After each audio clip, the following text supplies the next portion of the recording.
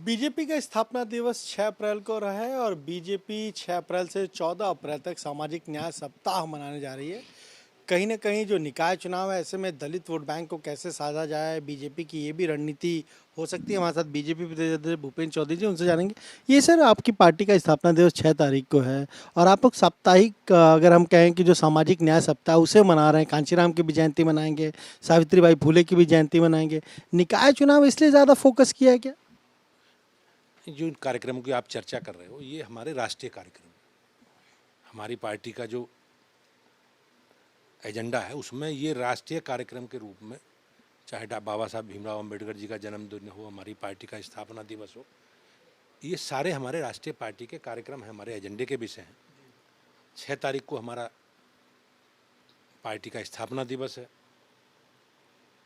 तो भारतीय जनता पार्टी इस बार विशेष रूप से, हम लगातार वैसे पिछले वर्षों में भी सभी का अपने बूथों पर ये कार्यक्रम आयोजित करके पार्टी का स्थापना दिवस मनाते रहे।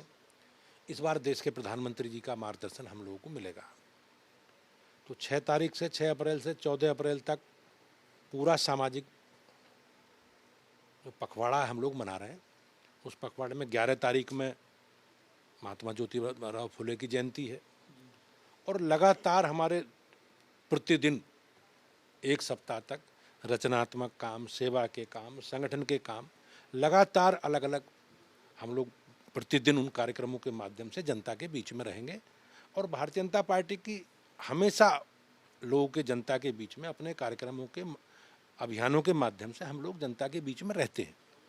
ये कोई नया विषय नहीं है जी, हमारी पार्टी के राष्ट्रीय कार्यक्रमों में है जो हम लोग।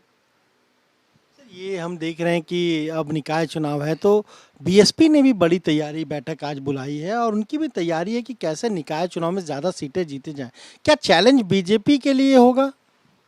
नहीं, बहुजन समाज पार्टी प्रदेश की बड़ी पार्टी है और बहन जी उत्तर प्रदेश की 4 बार राज्य की मुख्यमंत्री रही हैं और एक बार तो पूर्ण बहुमत की सरकार उन्होंने चलाई 5 साल तक।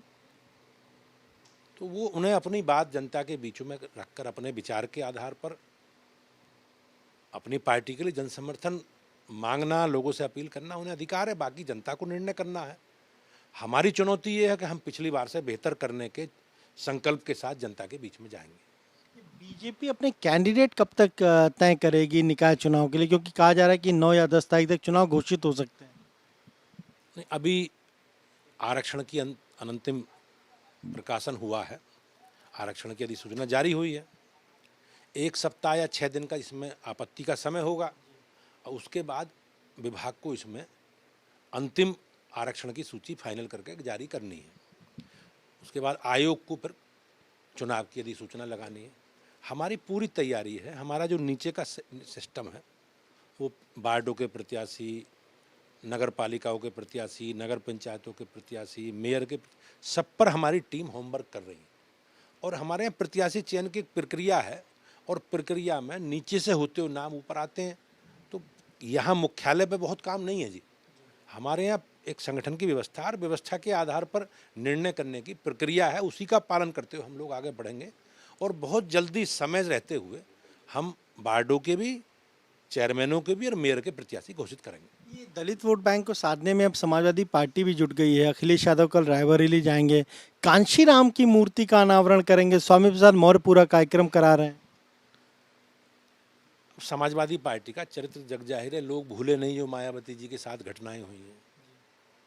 किस प्रकार से समाजवादी पार्टी के लोगों ने प्रमोशन में आरक्षण का बिल फाड़ा था, संसद में आपको जानकारी है।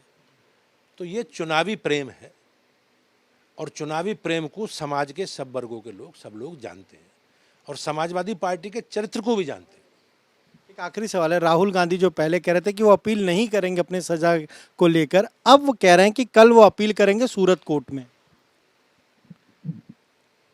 राहुल गांधी जी बहुत बड़े परिवार के पुत्र हैं, बड़ी विरासत उन्हें मिली है, लेकिन मैं उनकी समझ पे प्रश्न उठाता हूँ।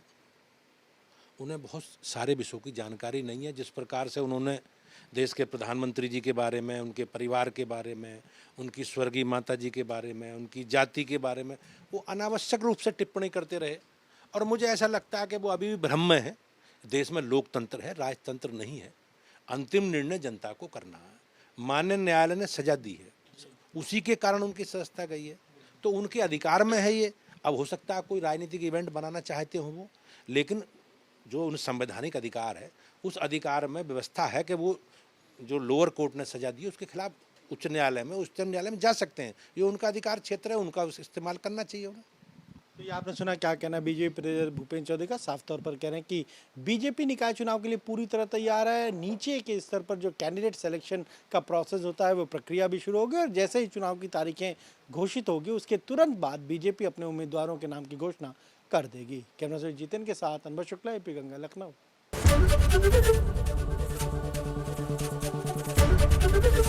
एबीपी गंगा, खबर आपकी, जुबान आपकी।